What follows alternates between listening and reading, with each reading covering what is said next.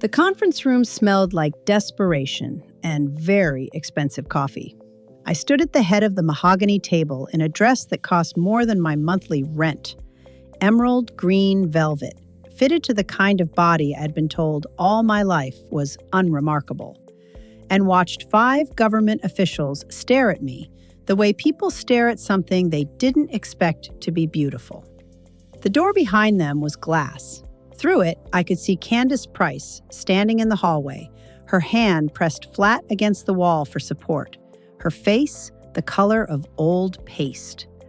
She was wearing the dove gray suit she'd bought specifically for this meeting, the meeting she'd called in sick to sabotage. And there, in the center of the conference table, sitting directly on top of Deputy Commissioner Fordham's untouched proposal binder, was Senator. An 11-pound orange tabby with a white patch on his chest, shaped like a necktie, who had no business being in a federal negotiation, no business being in this building at all, and who was currently purring so loudly that the deputy legal counsel had stopped speaking mid-accusation. I should explain how I got here, because 3 months ago, the only thing I was putting on that table was a lint-free cloth and a bottle of wood polish. My name is Nina Graves. I am 29 years old, and for 4 years, I have been the head of janitorial services at Harlow & Associates, a real estate development company in Millbrook, New Jersey. Head of Janitorial Services is a title that means I supervise a team of 6, manage the supply orders, handle the maintenance ticket system that nobody else properly maintains, and am personally responsible for the executive floor. It means I am very, very good at being invisible. I learned to be invisible early. When you grow up in a house where making yourself small is the safest option, the skill gets into your bones. When your parents are killed in a car accident and you become, at 16, the legal guardian of your younger sister, you learn fast that nobody hands you anything. You become the person who shows up, who keeps the floors clean, pays the rent on time, fills out the forms, and doesn't ask for applause because there's nobody to give it. Lily was 17 when I started at Harlow. She was 17 and furious and brilliant, and was directing all that brilliant fury at the world with the precision of someone who had been handed a loss she hadn't asked for and had nobody obvious to blame. By the time I took the job, benefits, including health insurance, which was the real point, she'd channeled most of the fury into her schoolwork, which was some of the most ferocious academic studying I'd ever witnessed. She treated her homework like it owed her something. I found this a comfort. The apartment on Clement Street was 2 bedrooms, 1 bath, a radiator that banged like a drummer in a garage band every November through March, and windows that looked directly into the brick wall of the building next door. It was ours. It smelled like the vanilla candle Lily always burned when she was stressed, and the coffee I made too strong every morning, and the specific mingled scent of 2 people living closely and carefully and without margin for error. It was ours, and I loved it, with the specific love of someone who has built something small and solid in difficult terrain. I had a plan. It was not glamorous. It was complete the company's tuition assistance grant program, get a degree in business management, work my way into an administrative role. I'd been studying this company from the inside for 4 years. I knew its rhythms the way you know the sounds a house makes at night, which deals were going through by the stress levels moving through the executive floor, which partnerships were in trouble by the scheduling patterns on the shared calendar I could see from the administrative station when I was cleaning there, which departments were actually functional versus which ones produced meetings and paperwork at a ratio that suggested fundamental structural problems. I submitted my application for the Harlow Educational Grant Program every October. October of my 2nd year, October of my 3rd, October of my 4th. The program was open to all full-time employees with more than 18 months of service, covered up to $8,000 per year in tuition, and required a one-page statement of educational goals, 2 internal references, and Form HR 14B. I completed HR 14B 3 times. I submitted it with my references and my statement carefully through the official portal. I waited. I followed up. I was told there were processing delays. I told myself I needed to be more persistent.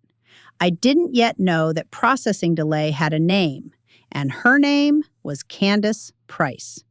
But I'm getting ahead of myself. Candace Price was 41 years old and dressed with the precision of someone who had decided a long time ago that clothing was armor and had never revisited that decision. She wore blazers, dove gray, stone, occasionally a muted navy, and silk blouses and heels that added 4 inches and a significant quantity of implied authority. She had a face that would have been genuinely beautiful if it ever fully relaxed, and a voice that was always perfectly modulated and somehow still managed to cut.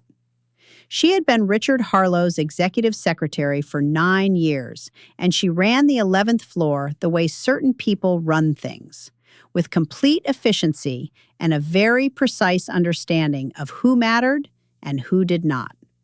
I did not matter. This was not a conclusion she'd reached through any particular assessment of my qualities or capabilities.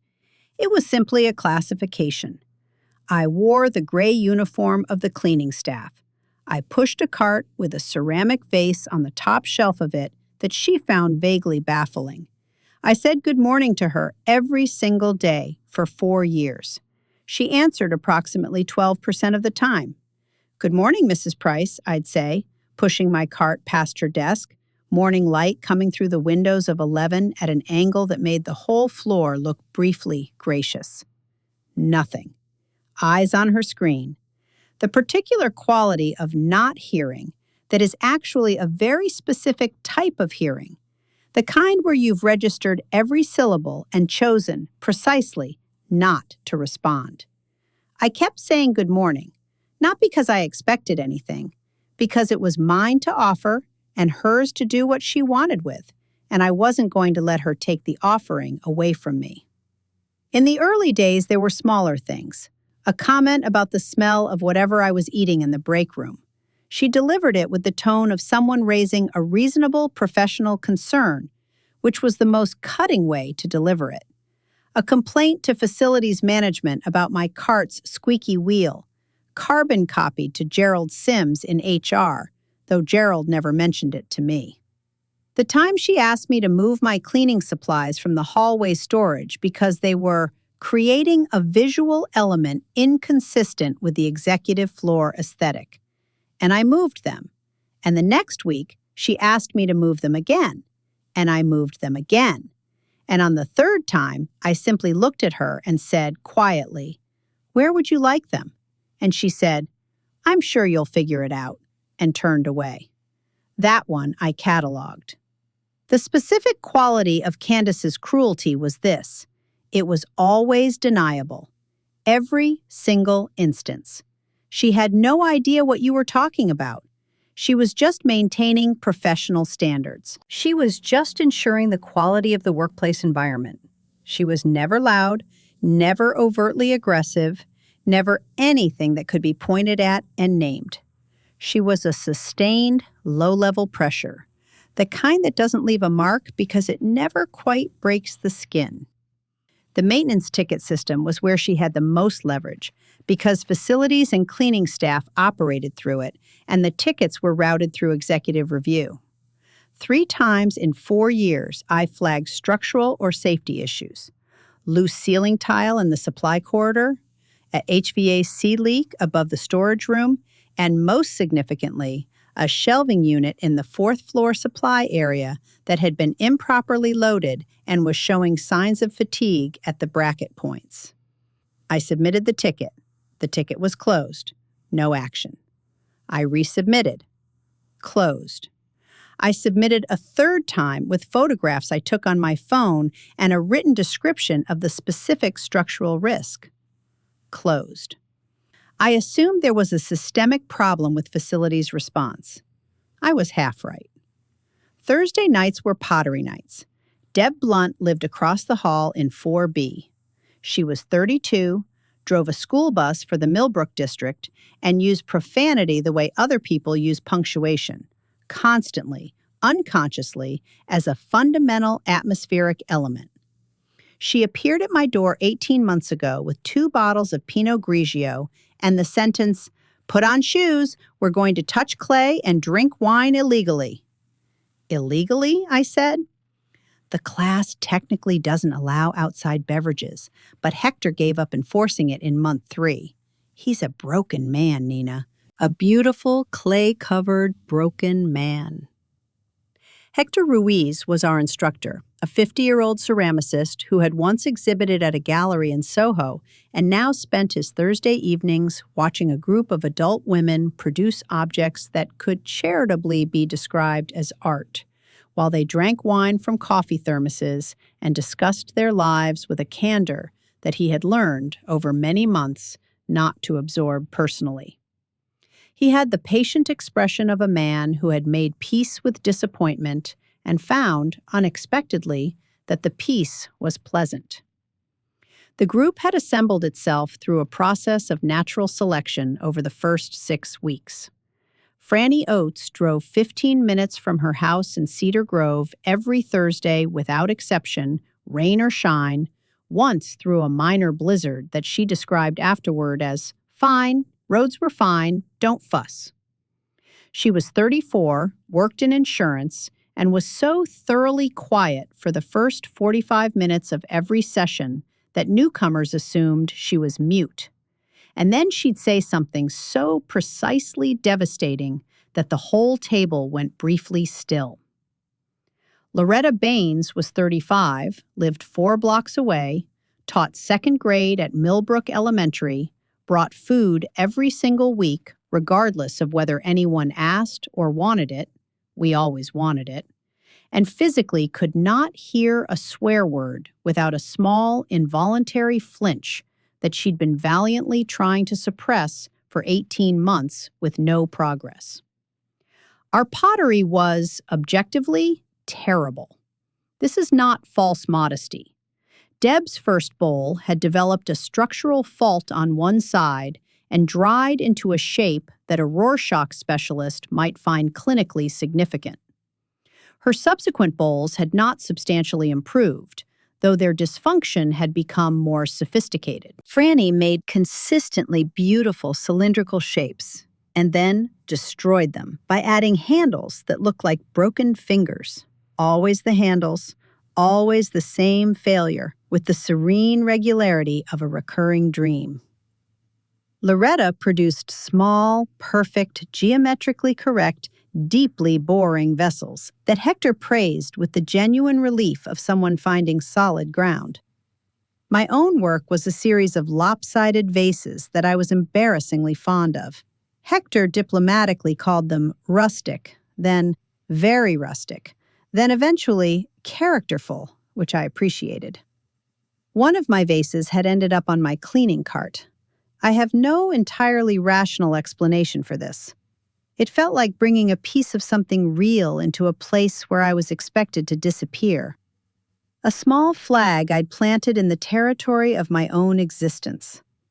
It was on a Thursday, 6 weeks before the negotiation, that I first told them about Senator. Senator showed up on a Tuesday in mid-January. The 11th floor had a strict no visitors policy for anyone under 18. Richard Harlow's 5-year-old son, Ethan, treated this policy as a philosophical suggestion, which was a personality trait he had clearly inherited from nobody in particular and developed entirely on his own. Ethan came to the office sometimes when Mrs. Cortez, his nanny, had scheduling conflicts, and he moved through the space with the solemn authority of someone who understood the building was connected to his last name and took this connection seriously without yet having any understanding of what it entailed. He greeted the cleaning staff by name, He had learned our names individually with the methodical intentionality of someone building a map. He knew Paula at the front desk and Terry in maintenance and Rhonda who did the 6th and 7th floors on Tuesday mornings. He called Candace Price the tall lady and gave her a wide berth that showed, for a 5-year-old, extraordinary instincts. On the Tuesday in question, he arrived with Mrs. Cortez and a blue backpack covered in rocket ships that was, unmistakably, breathing. I was at the brass fixtures on 11 when the elevator opened. Mrs. Cortez had the expression of someone who had lost an argument at approximately 7 a.m. and had not recovered. The backpack shifted. A paw appeared at the zipper. "Hi, Nina," Ethan said. He said it with complete composure, the way you'd greet someone in a library. "I didn't bring my cat." I looked at the backpack. "Okay." He followed me. Cats do that. He was worried about me. His name is Senator. He unzipped the backpack with the gravity of someone revealing evidence. Senator emerged the way important people emerge from important places, slowly, with the bearing of someone who expects appropriate acknowledgement. He was large, orange, and had a white patch on his chest in the rough shape of a necktie, and he surveyed the executive floor of Harlow and Associates with the comprehensive disdain of someone conducting an inspection they expect to find wanting. Then he looked at me, then at my cart, then at the lopsided vase on the top shelf. He walked across the floor, sat down next to the cart, and began to purr at a volume that suggested he had done this before and planned to continue indefinitely. "He likes you," Ethan said. I gathered. He doesn't like everybody. He doesn't like the tall lady. At which point Candace appeared from around the corner with the timing of someone who had been listening and had decided now was the appropriate moment to assert the professional environment. She looked at Senator. Senator looked at her. The look between them lasted approximately 2 seconds and communicated, with perfect clarity, mutual assessment and mutual conclusions.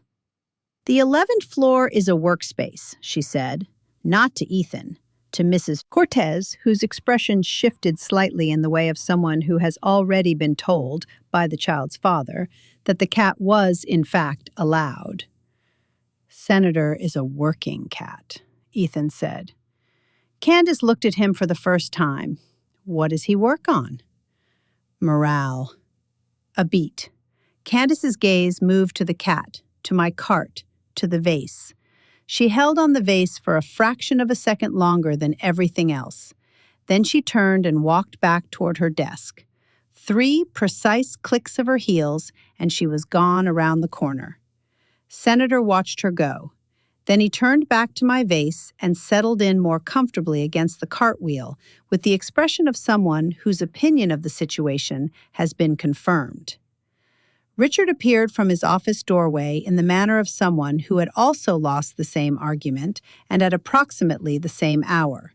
He looked at Ethan, at the cat, at Mrs. Cortez, at me, and in this sequence of looks communicated an entire domestic history. He gave me a slight nod that I understood to mean, yes, apparently the cat is here. I know how this looks. I'm also not entirely sure how we got here. "Morale," I said quietly as he passed. He made a sound that was not quite a laugh, but was in the same family. Senator stayed until 4. Ethan did his homework on the floor of Richard's office with the cat arranged across his feet like a living blanket, and at 4 o'clock, Mrs. Cortez collected them both with the efficiency of someone who had accepted the day for what it was. Senator paused at the elevator, looked back at my cart, and then stepped in. That Thursday at Pottery, I told them about the cat.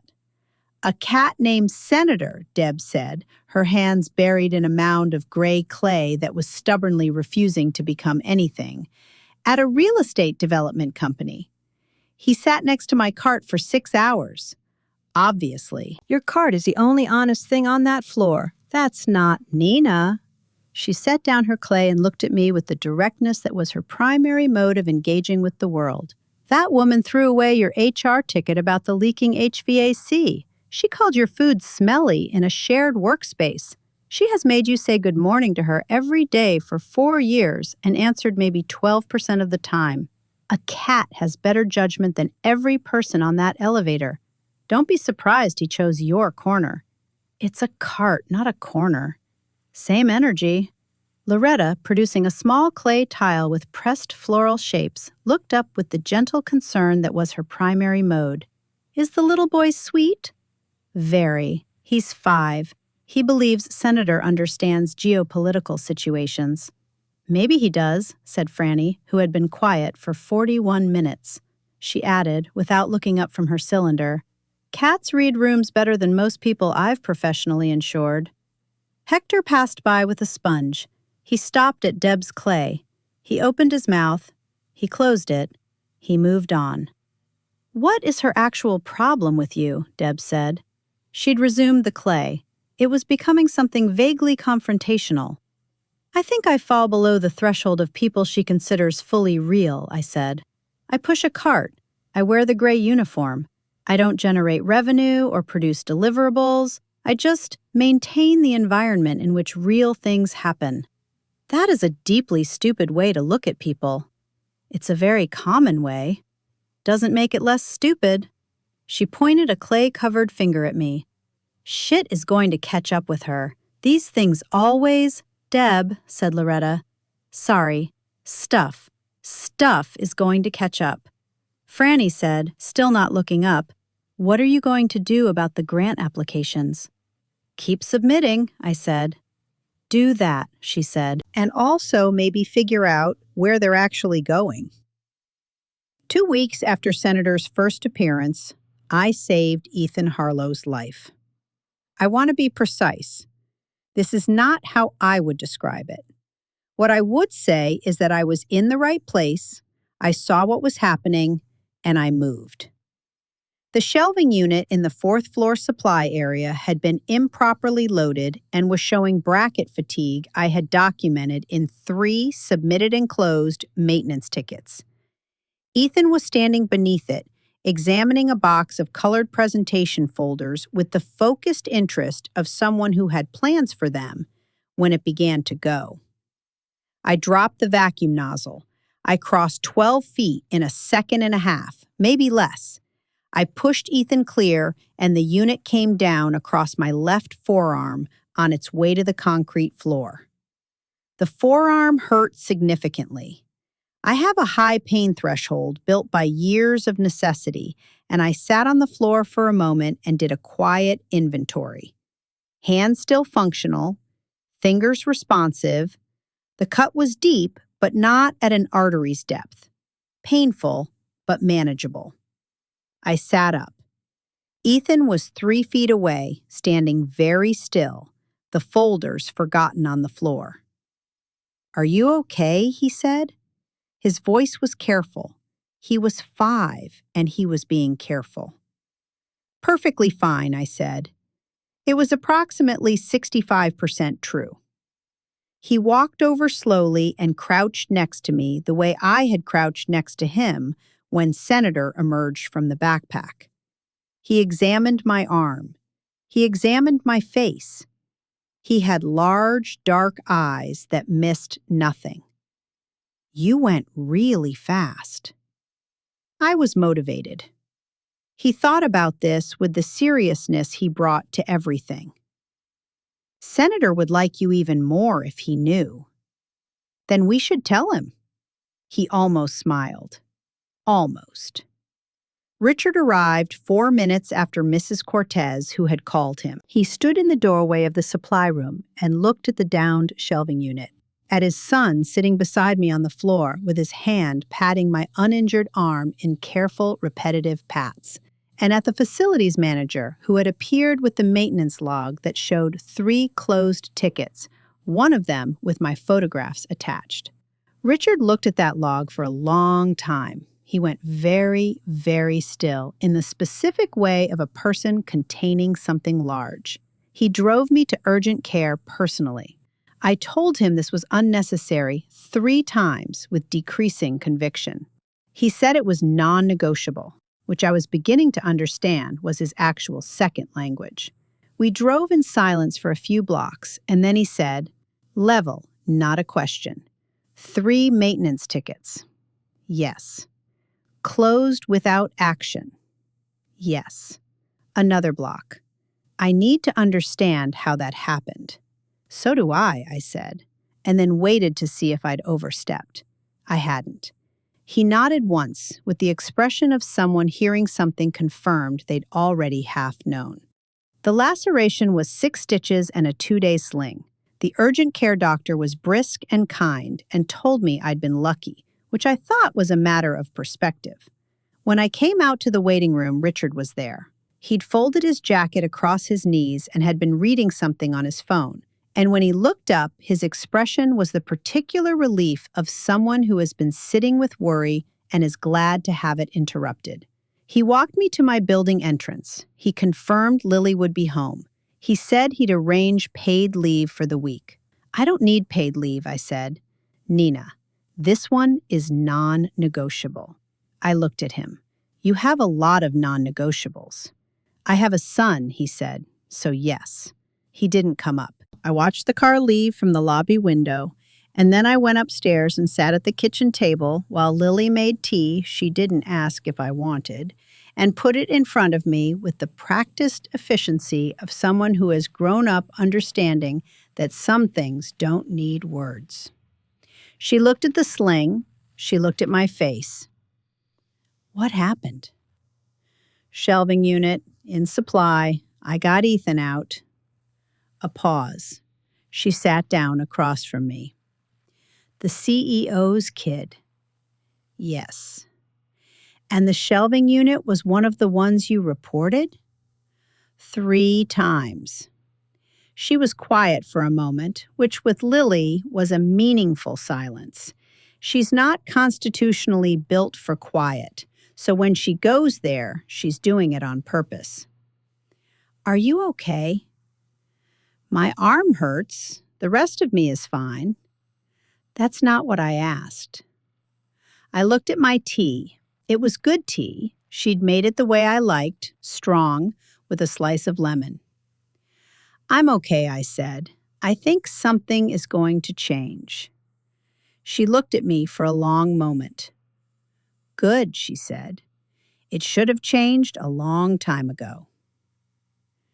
The dress arrived 8 days later, not at the office, at the apartment on Clement Street, in a garment box from a boutique in Manhattan's West Village called Maison Lacordaire, carried by a courier in a black car. The box was wrapped in tissue paper that made a sound when you touched it, the sound of things that don't apologize for their own quality. Lily accepted the delivery with the calm of someone whose SAT prep had rendered her temporarily beyond surprise, then appeared in the kitchen doorway where I was making pasta.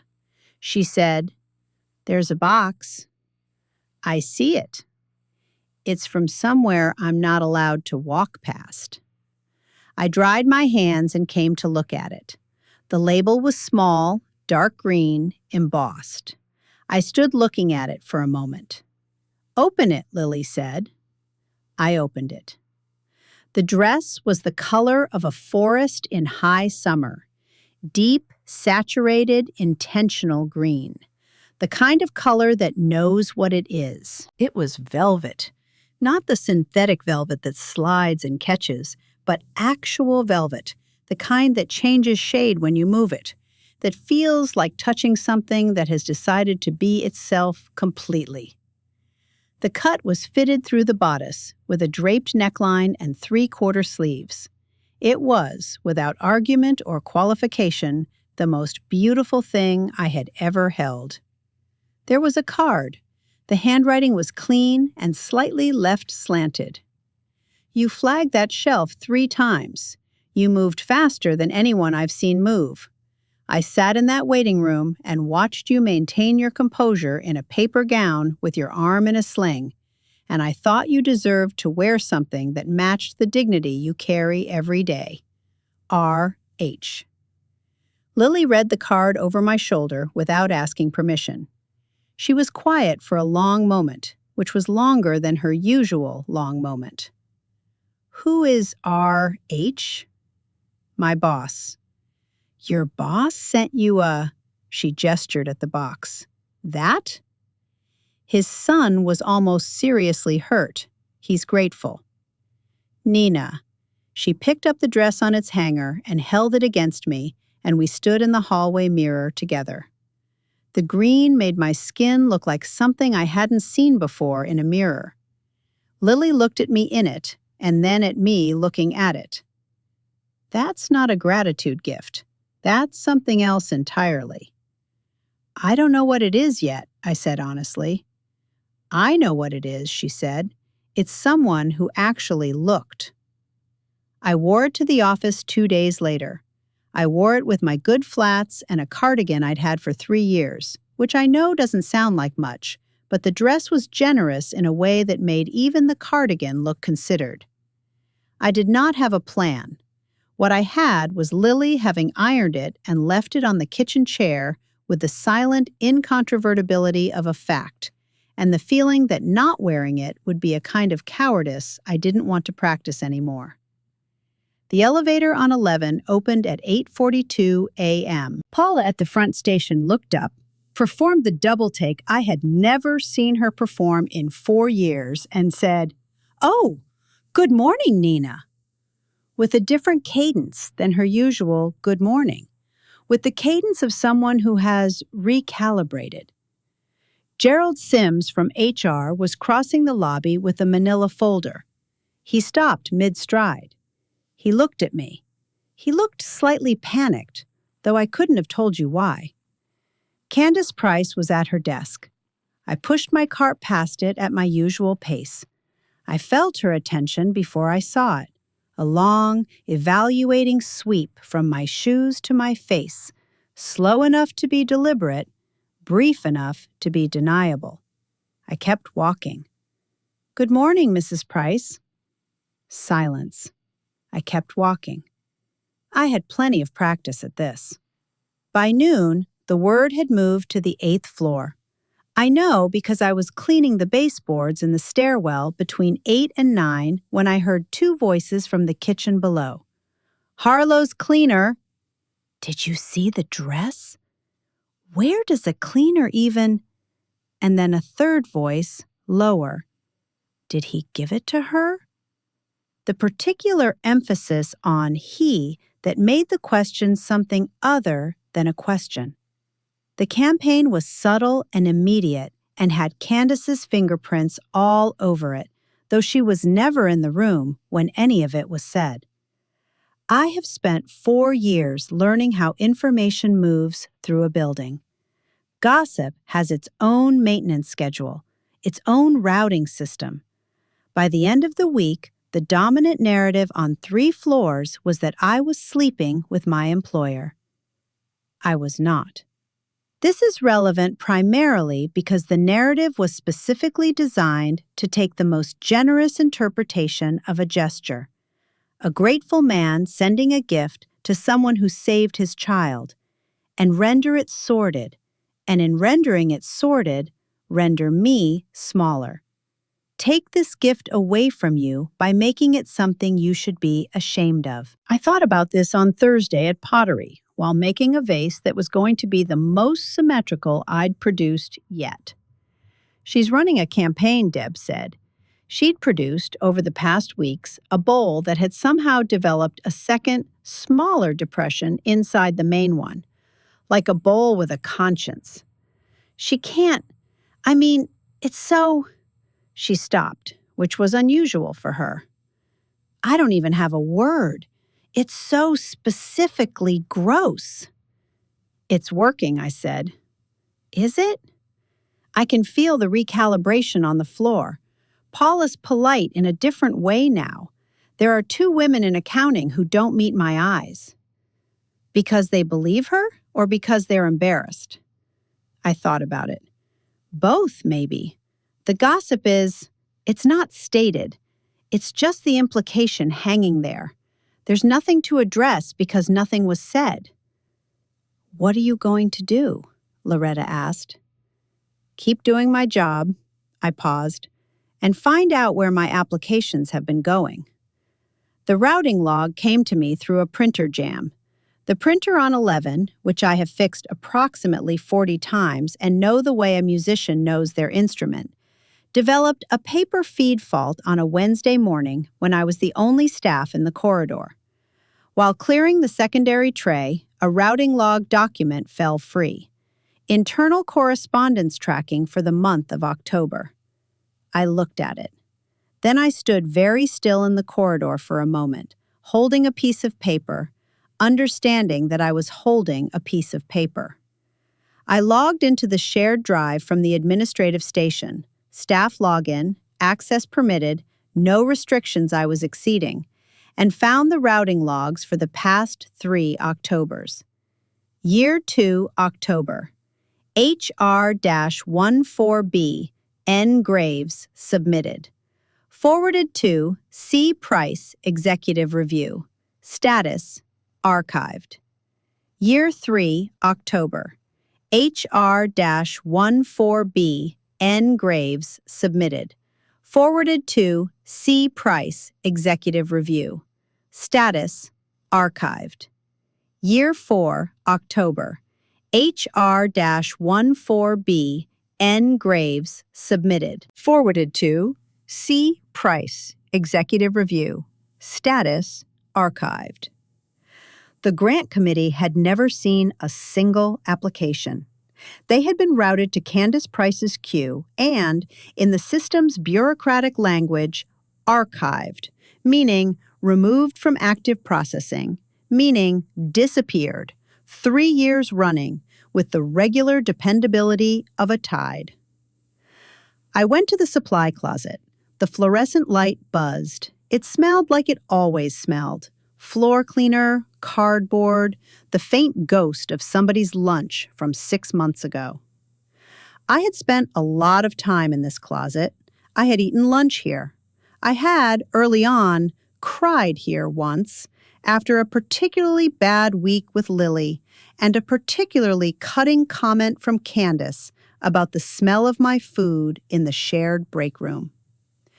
I sat on the step stool I kept in the corner and held the routing log printout in my hands and breathed.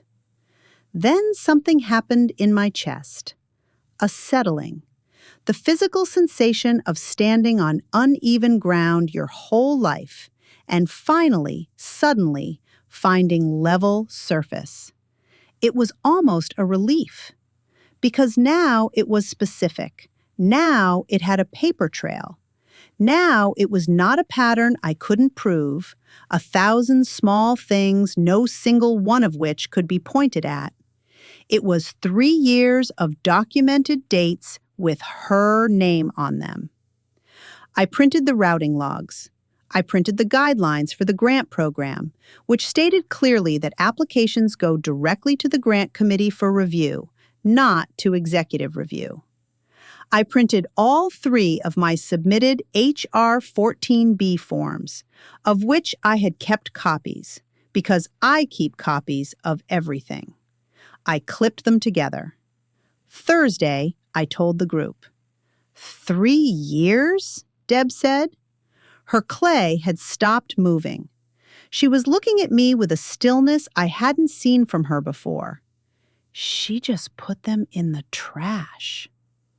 In the archive, which is the same thing.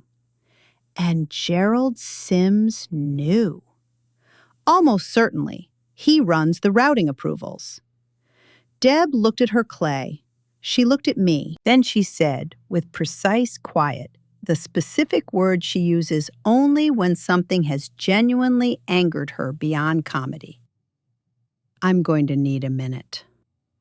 "Take your time," Franny said. She had produced in the silence the most elegant cylinder she'd ever made. She was looking at it with mild suspicion.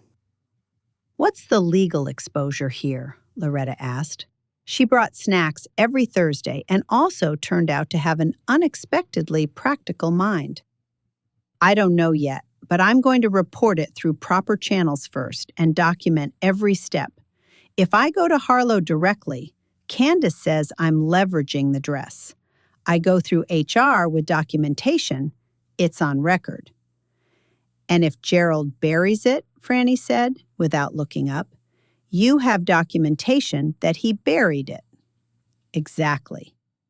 And then you go to Harlow with 2 violations instead of 1. What's the timeline? Franny asked. I heard him on the phone 2 weeks ago, I said. There's a federal infrastructure contract negotiation in 6 weeks. $4.2 million. 60 jobs if it doesn't close. The table was quiet. Hector appeared at my shoulder and looked at my vase. It was the most symmetrical I'd produced. He examined it with the careful attention he gave everything. This, he said, is genuinely good. He said it the way he said the things he meant. I believed him. I submitted the HR complaint on a Monday with 4 attachments. Routing logs, HR 14B forms with copies, grant committee guidelines, written timeline. I submitted through the official portal and sent a copy directly to Gerald Sims with a read receipt. He read it in 12 minutes. He did not respond for 4 days. On the 5th day, he called me to his 7th floor office, which had the specific atmosphere of a room where difficult conversations go to become undocumented. He had the colorless quality of a man who has spent his career making powerful people comfortable and has mistaken this for professional virtue. He looked at me across his desk. I've looked into your concerns. And?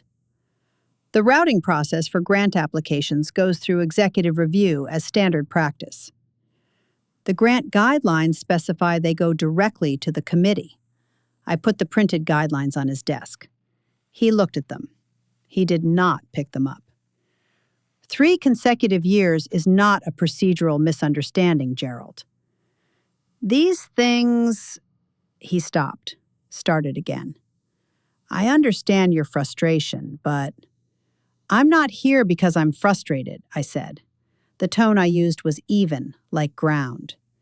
I'm here to formally document that I reported this, which I'm doing now, in writing.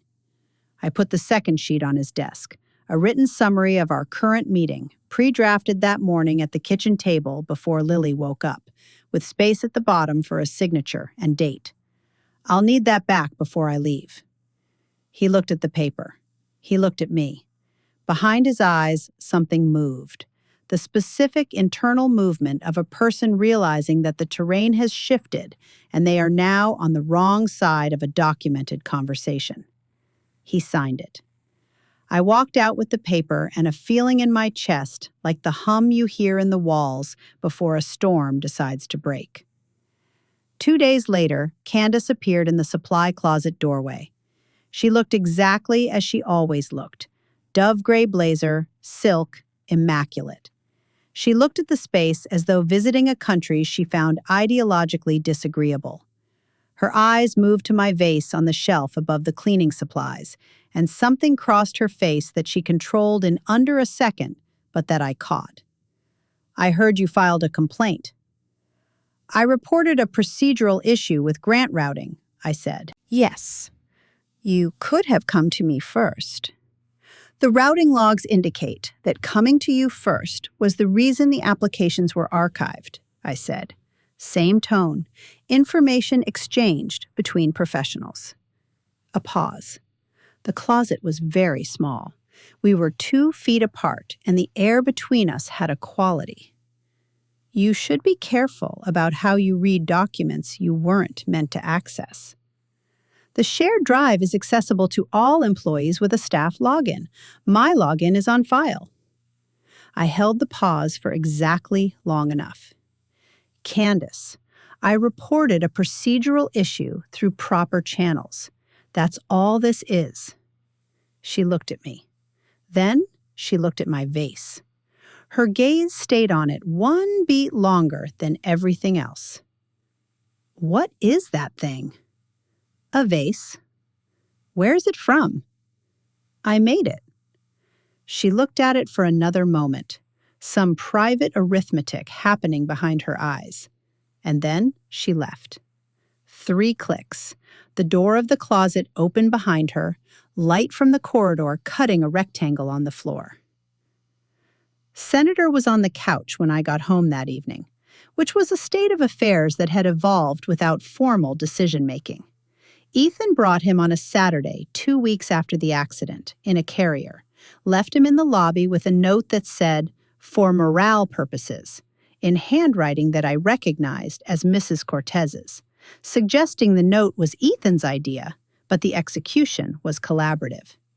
Lily had retrieved him from the lobby and made exactly 0 objections, which meant she had immediate and violent opinions about the situation that she was choosing, wisely, to keep to herself. Senator looked at me from the couch with the expression he had, watchful, decided, unimpressed by anything below his personal threshold of interesting. "She looked at the vase," I told him. He began to purr, which I chose to interpret as meaningful. The Monday before the Friday negotiation, Richard called me to his office. He was at his desk, and he looked the way he'd been looking for 2 weeks, that concentrated stillness, but with more edges in it. The negotiation with the State Infrastructure Agency had been in final preparation for months. Deputy Commissioner Fordham and his team were arriving Friday at 10. Richard had built this contract over 8 months. It was the company's largest single public sector partnership. "Close the door." I closed it. Gerald came to me about the routing logs. "I know. He signed my incident report." "I have a copy." He held my gaze. "I also spoke with Candace. And?" "She characterized the routing as standard executive review practice." He paused. "I've now read the grant program guidelines for the first time, which is something I should have done before now." He stood and walked to the window. Millbrook spread below, its streets and buildings, the infrastructure his company had helped build. "I'm handling it. I want you to know I'm actively handling it." Another pause. "I also need to know if there's more I should be aware of." I thought about 4 years of smaller things, the food comment, the moved supplies, the maintenance tickets, the way she had arranged for 2 colleagues to stop meeting my eyes. I thought about what was provable and what was pattern.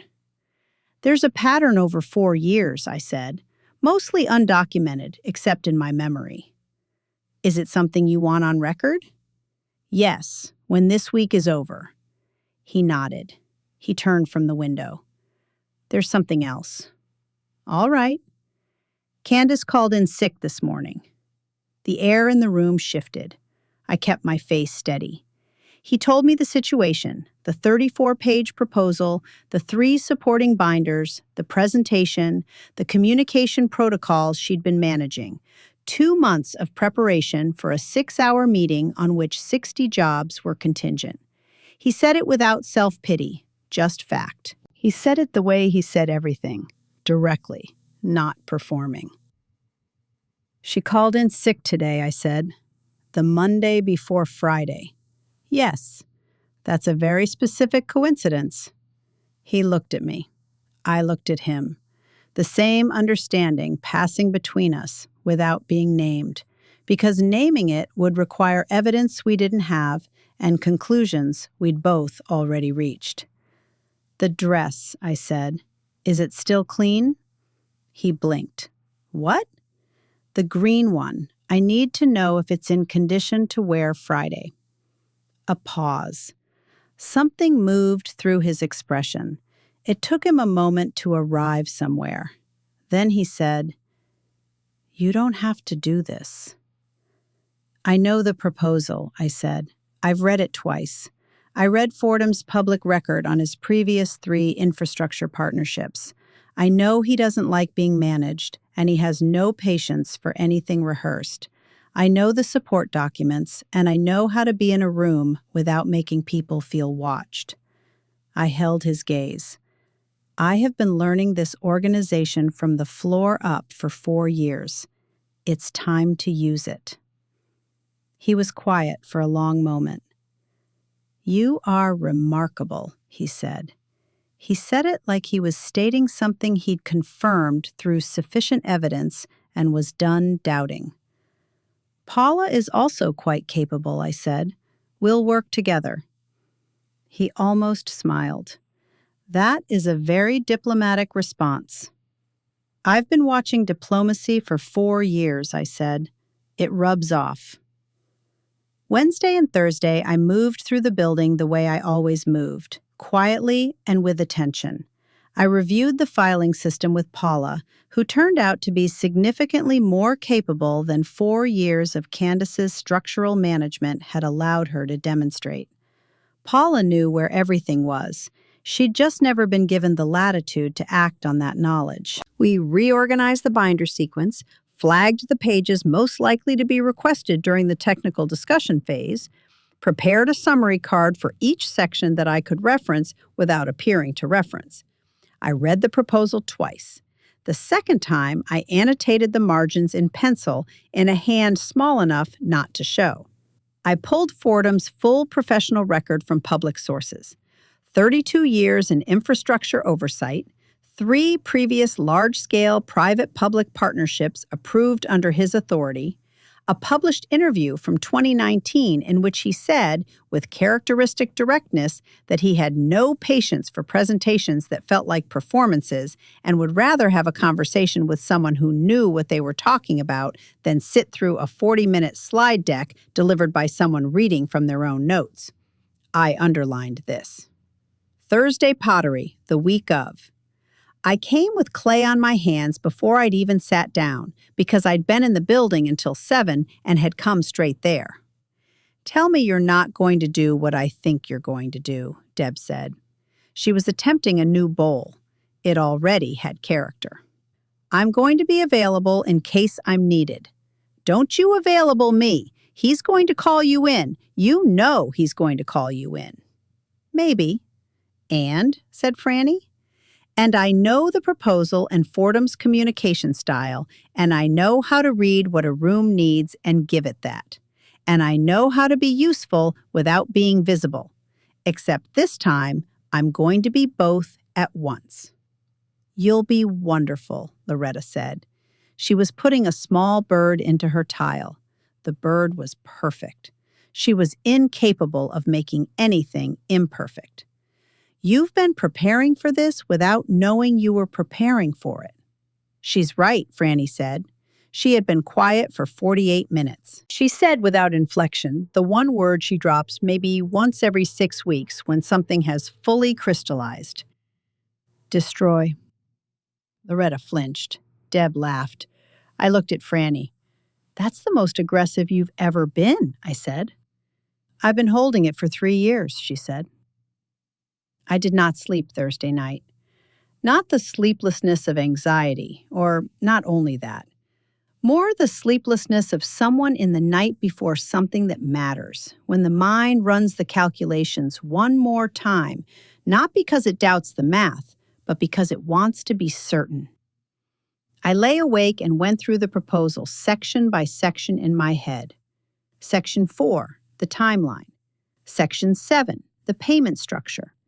The clause Fordham's team had flagged in the preliminary exchange about certification dates, which I'd cross-referenced with the agency's own published pre-certification work and found entirely consistent, and which I knew from that cross-reference was not the vulnerability the deputy counsel would frame it as. At 2 a.m, I got up and made tea. I sat at the kitchen table with the mug in both hands and the apartment quiet around me. Lily asleep, Senator arranged along the back of the couch with the imperial quality of someone who has selected their territory and secured it. The lopsided vase I'd made 3 weeks ago was on the windowsill, where Lily had put it without asking, in the spot where the morning light came in best. I thought about Candace, somewhere on the other side of whatever she'd chosen this week. I tried to understand her, the way you try to understand any force you need to navigate. She had organized her entire professional life around access to the right rooms, the right people, the right side of the threshold between visible and invisible. She'd spent 9 years as the gatekeeper on the 11th floor, and she'd understood, in the specific way that people understand threats to their position, that I was something she needed to manage. Not because I'd competed with her directly, but because I'd been there every day, learning, observing, maintaining a dignity in the gray uniform that she found, I think, personally offensive. Because dignity is not supposed to be portable. It is supposed to be earned by the right kinds of achievement and displayed in the right kinds of clothes. And if someone just brings it to work in a cleaning cart, what does that do to the architecture? I didn't think she was wrong to feel threatened. I thought she had responded to that threat by doing harm over a sustained period to someone who hadn't harmed her, and that the harm was going to come back around. Not because the universe arranges for justice, because it doesn't always, but because she had overreached, and overreach leaves marks, and the marks were now documented. I finished the tea. I went back to bed. I slept 3 hours, which was enough. Friday morning, I put on the dress. Lily was at the kitchen table with cereal and her phone. She looked up when I came out of my bedroom, and she put her phone face down on the table, which is her version of giving full attention. "Oh," she said. Then, "Okay. Don't make it a thing. Nina, it's already a thing. It's been a thing since a man wrote you a letter about your dignity and sent it with velvet." She came over and straightened something at my shoulder, a small adjustment, a gesture she'd never made before. "You look like someone who belongs in every room she enters." "I clean rooms for a living." "You learn them for a living," she said. "That's different." She stepped back. "Go." I kissed her forehead. Senator watched from the counter, where he was absolutely not supposed to be, and absolutely was. "Guard the vase," I told him. He blinked once, slowly, which I accepted. The elevator on 11 opened at 8:47. The building was in its pre-meeting stillness, that particular hush of a place bracing for something that matters. Paula was at her station, and she looked up at me and said, without any particular preamble, "I've got the binders organized the way we marked them. Extra copies of Section 4 and 7 in the side drawer." She paused. "We've got this." "We do," I said. Richard was in his office in a dark suit.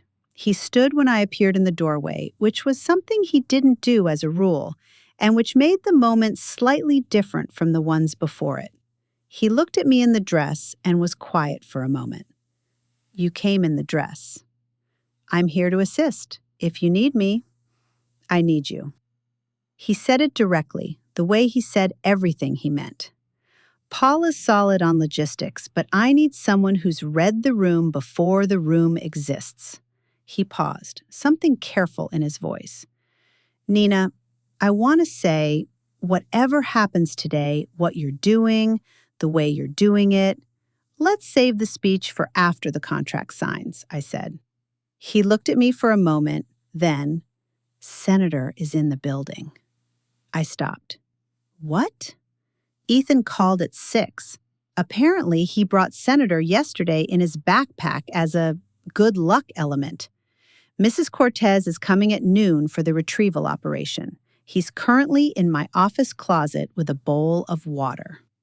"He'll be fine," I said. "He has opinions, not anxiety." That's a more comforting distinction than you might think. The Fordham delegation arrived at 9:58 a.m. 5 people, the deputy commissioner, 2 agency analysts, a communications liaison, and the deputy legal counsel, a man in his 50s named Worthington, who had the expression of someone who had eaten a disagreeable breakfast and considered it a professional resource. Fordham himself was 61, broad-shouldered with a gray buzz cut and eyes that did something when they registered information, a quick recalibration, like a compass settling. He shook Richard's hand. He looked around the room. He looked at me, straightforward, not unkind. "You're not the usual secretary." No, I said. Nina Graves. I'm assisting today. He looked at my hands, the kind of quick look that actually sees, and then at my face and said nothing more and sat down. I noted that he had registered the calluses on my palms and the set of my shoulders, and had, in the way of someone who has spent 3 decades evaluating people, categorized me as something he would pay attention to. This was useful. The first 40 minutes went well. Richard presented the proposal with the calm authority that was his native register, and I managed the document flow, putting the right pages in front of the right people 2 beats before they were referenced, which allows a conversation to breathe instead of shuffle.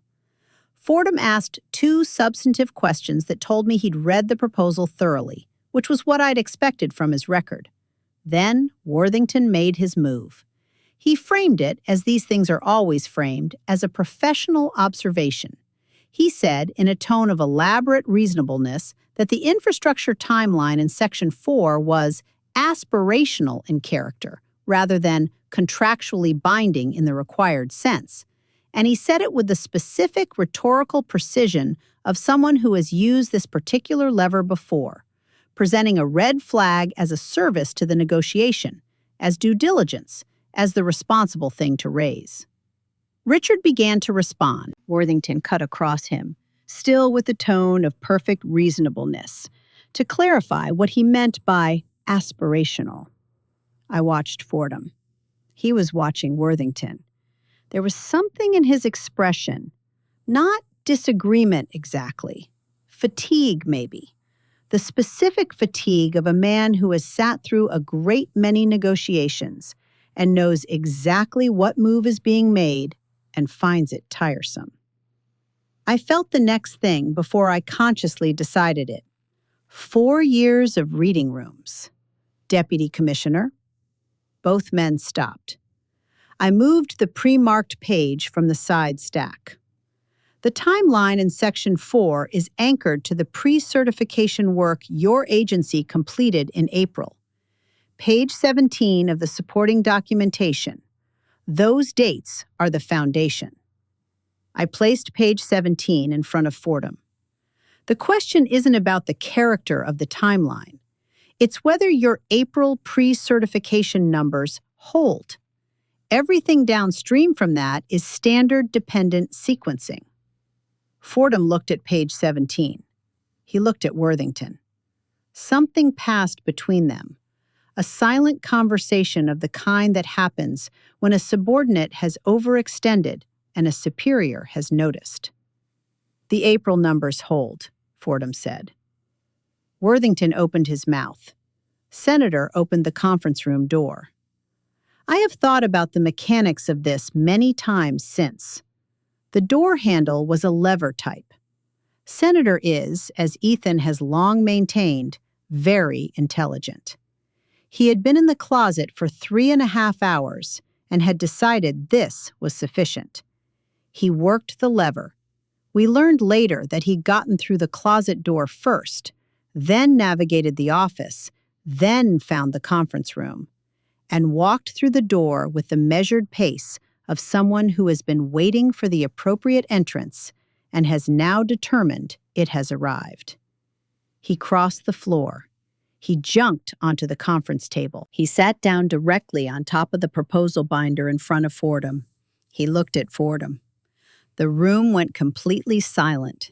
Fordham looked at the cat. 11 pounds of orange tabby, white, tie-shaped chest patch, composed expression. They regarded each other. Then, from across the table, from a man who had spent 3 decades being formidable, came a laugh. Real, short, caught him off guard, genuine. The laugh of a person who has just encountered something that cannot be handled by any professional tool in their kit, and has decided this is, unexpectedly, fine. Well, he said. He reached out with 2 fingers and scratched behind Senator's ear. Senator leaned in with the precise dignity of a politician accepting a civic honor. Hello, then. His name is Senator, Richard said. He belongs to my son. Good name. Fordham didn't stop scratching. Dignified animal. He looked at me. Yours? Adopted, I said. He has his own views on where he belongs. Fordham looked at Senator, at me, at Richard. The arithmetic behind his eyes did something I couldn't read, and then it settled into something that looked, if I was reading it right, like approval. Let's talk about the payment schedule in Section 9, he said. I think we can move forward. The contract was signed at 4:47 p.m. Richard walked the Fordham team to the lobby. Senator had been retrieved from the table at the first natural break, with the apologetic professionalism of a person who genuinely has no explanation, while Fordham watched with the expression of someone filing an anecdote. Ethan, reached by phone at 4 o'clock, was informed that Senator had attended a federal negotiation and had performed well, and the silence on his end of the line had the quality of a child who has always known this about his cat and is satisfied to have it confirmed. I was in the conference room when the elevator closed on the delegation. I stacked the binders in order, straightened the chairs, collected the water glasses. The room had the specific stillness of a space where something important has just happened, and the air hasn't completely reset yet. I was on the last binder when I heard heels on the floor. 3 clicks. Stop. Through the conference room glass, the hallway. Candace Price. Dove gray suit. She had come to see what happened. She was standing in the corridor looking through the glass at me, arranging a room that had just, without her, produced the most significant contract the company had signed in 3 years. I met her eyes through the glass. I held them. She looked away first. She had never looked away first before.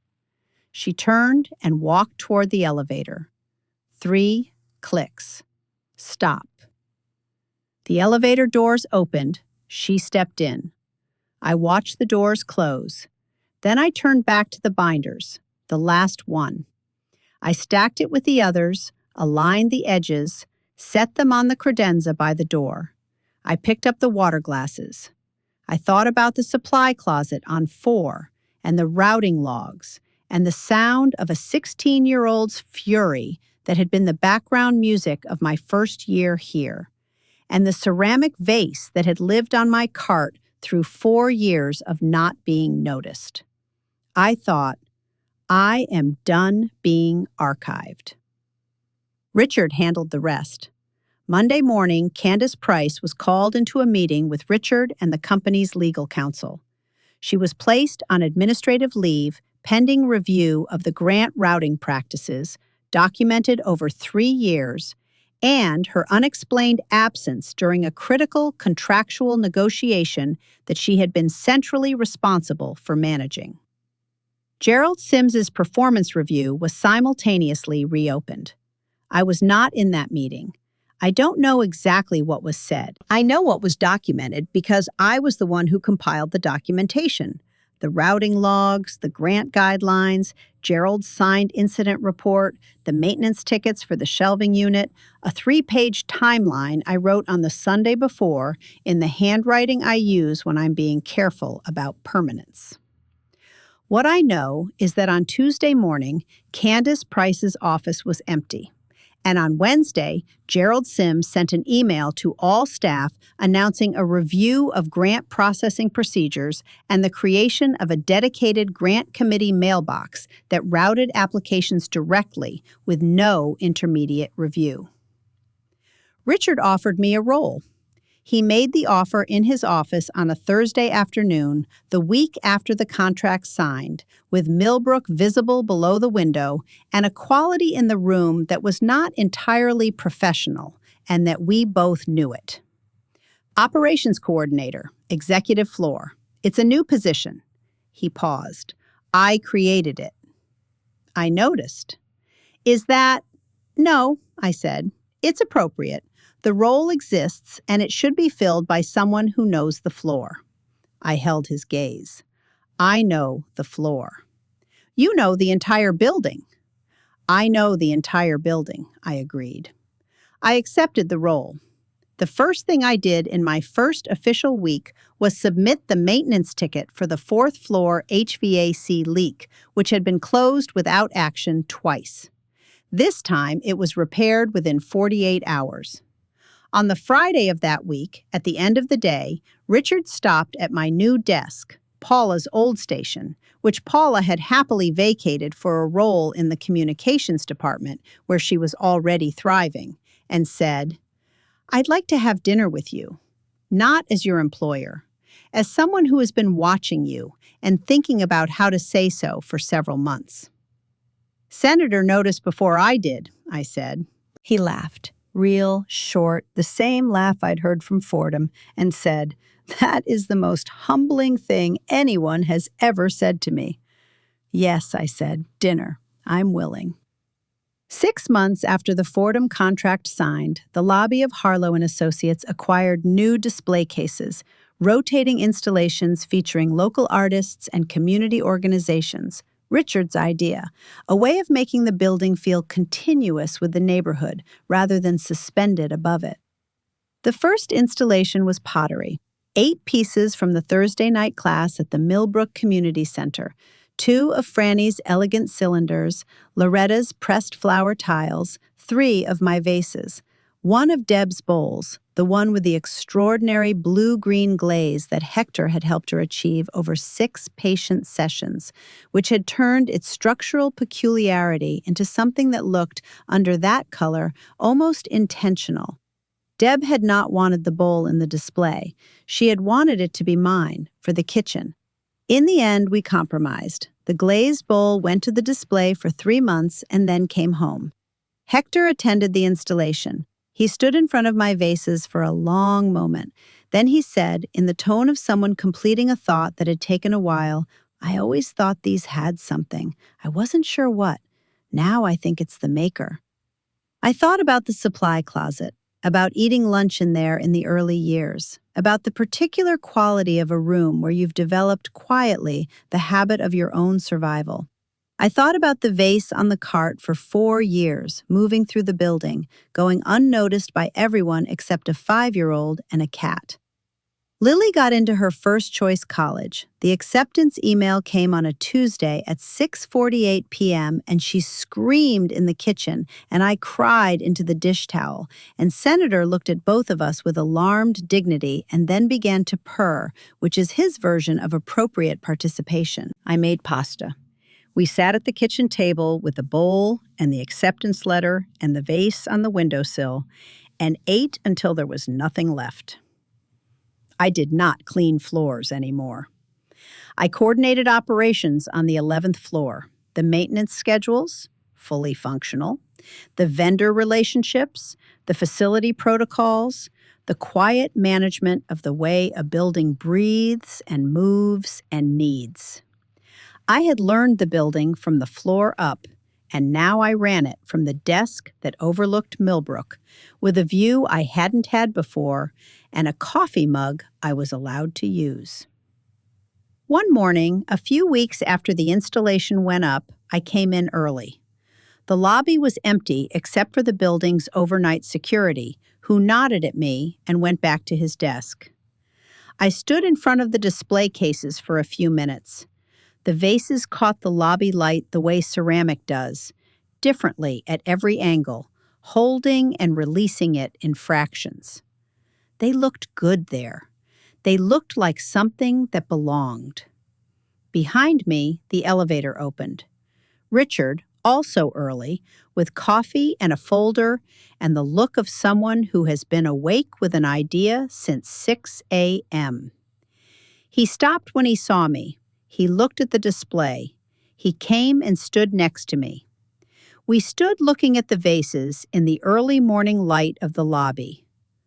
"The one on the left," he said. "That's the one from your cart." "Yes." He nodded. "Good place for it." "Yes," I said. "It is."